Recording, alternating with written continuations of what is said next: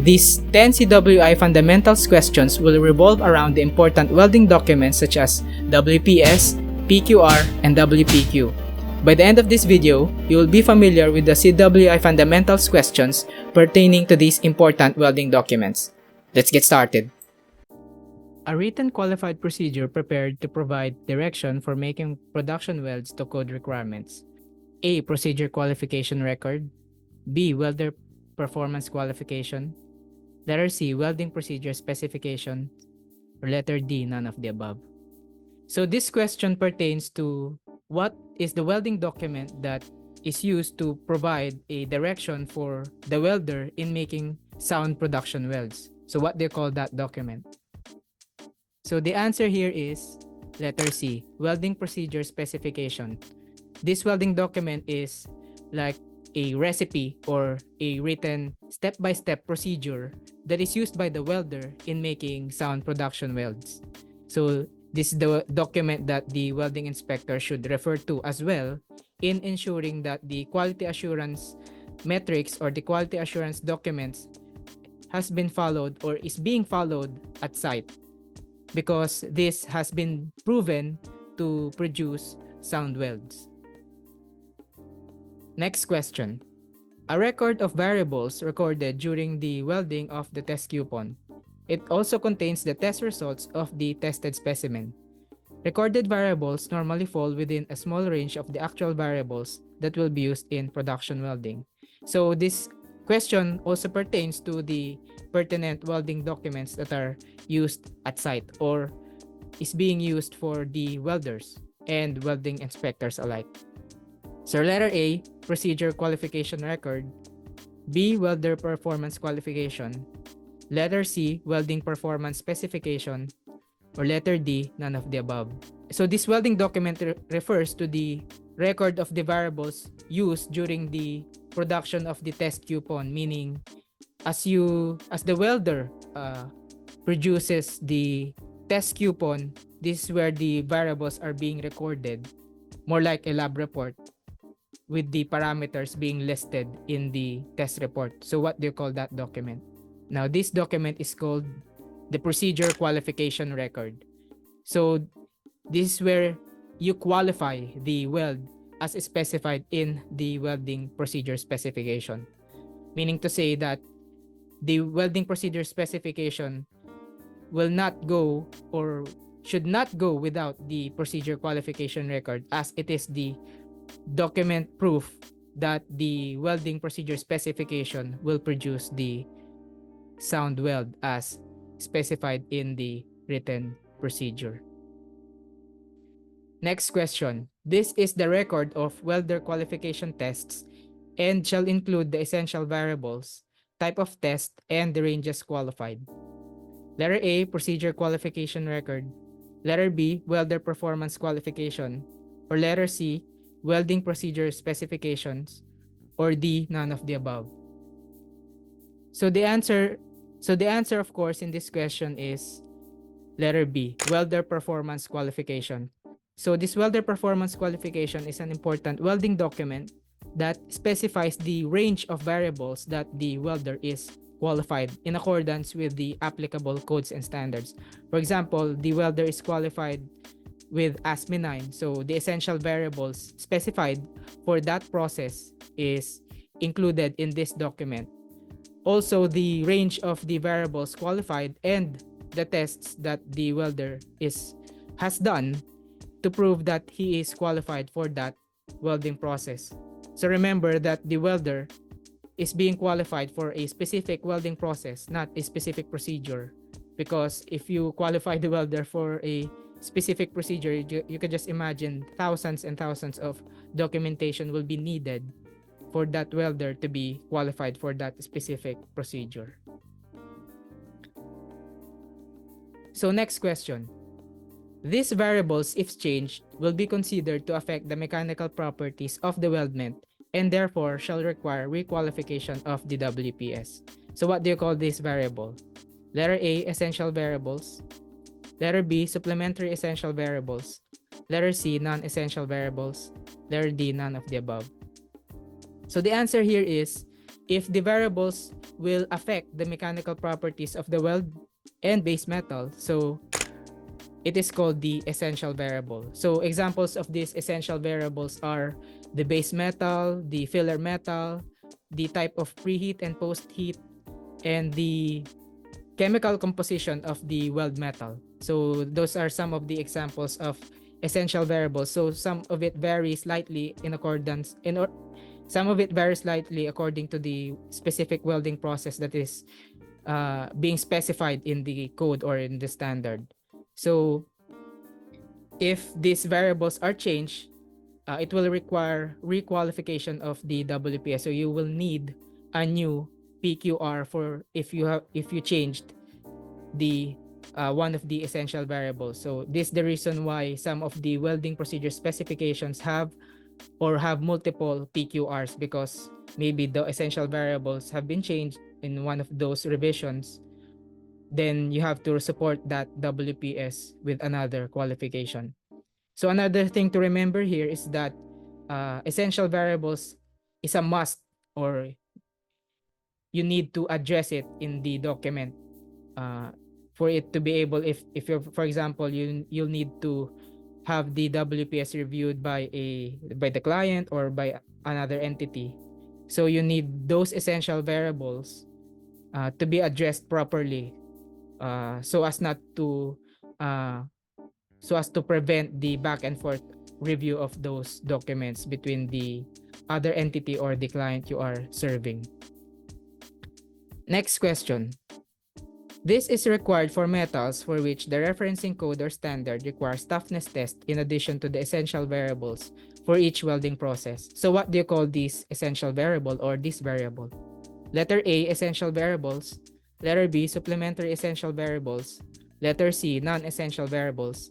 Letter D, none of the above. So if you need toughness test, impact, such as IZOD, sharpen, those kinds of tests, so you'll need to address the supplementary essential variables, letter B.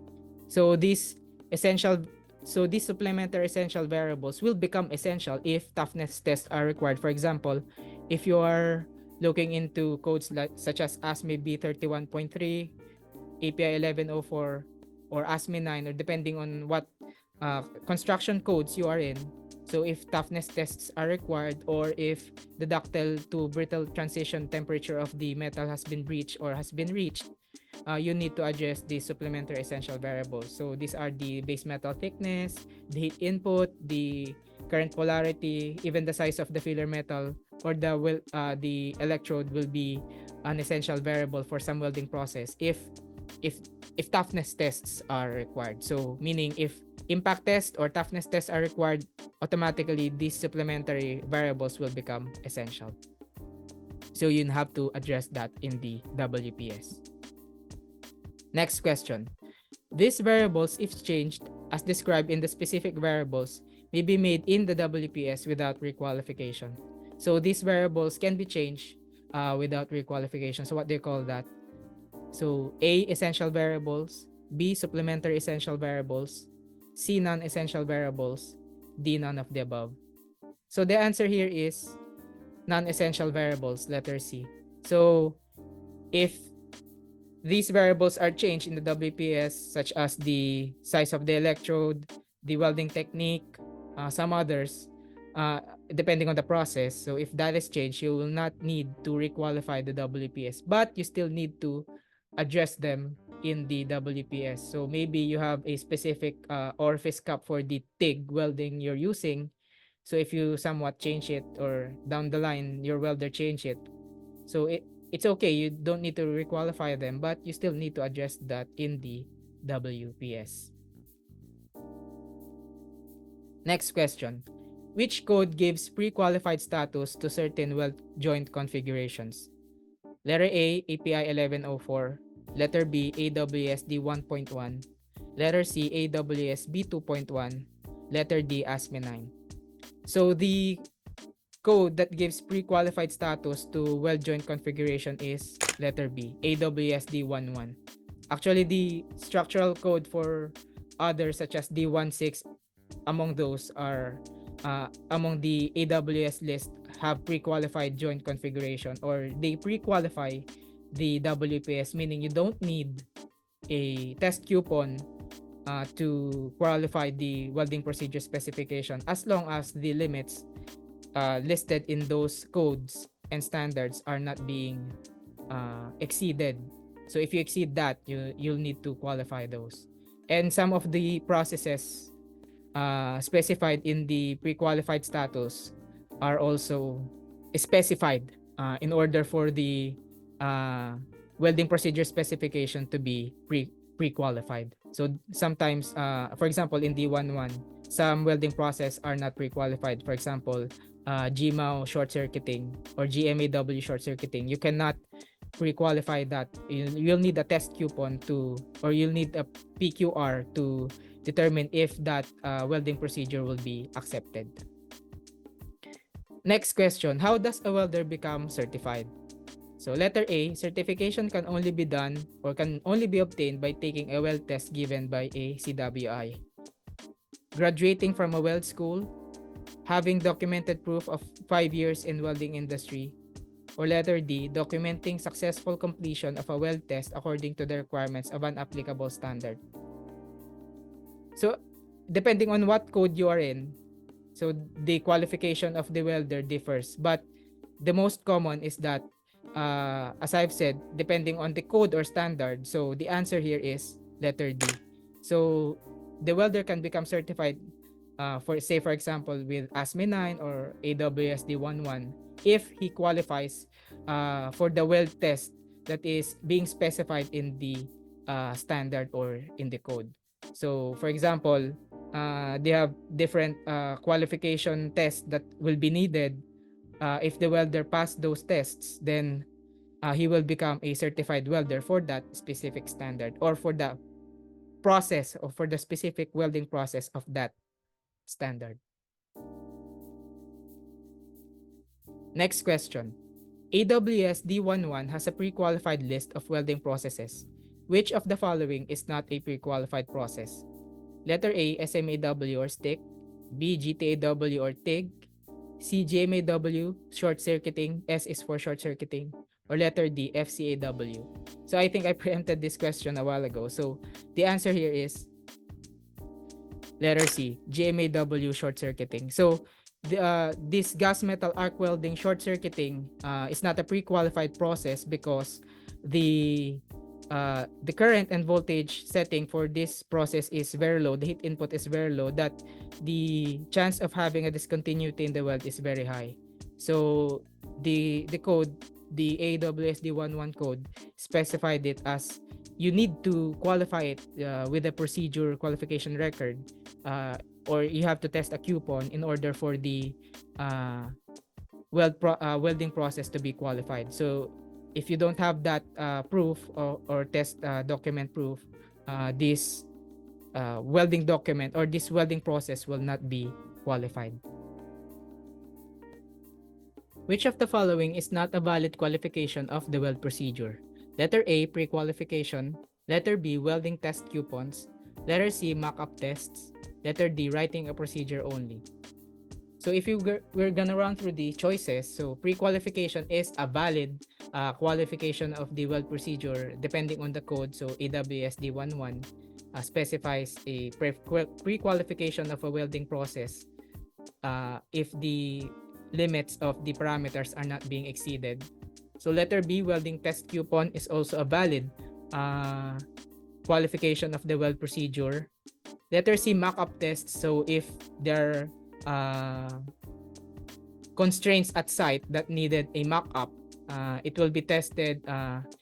It will be tested in accordance with the actual site conditions, because maybe the welding position is too tight, the clearances, etc. So you need a mock-up for that.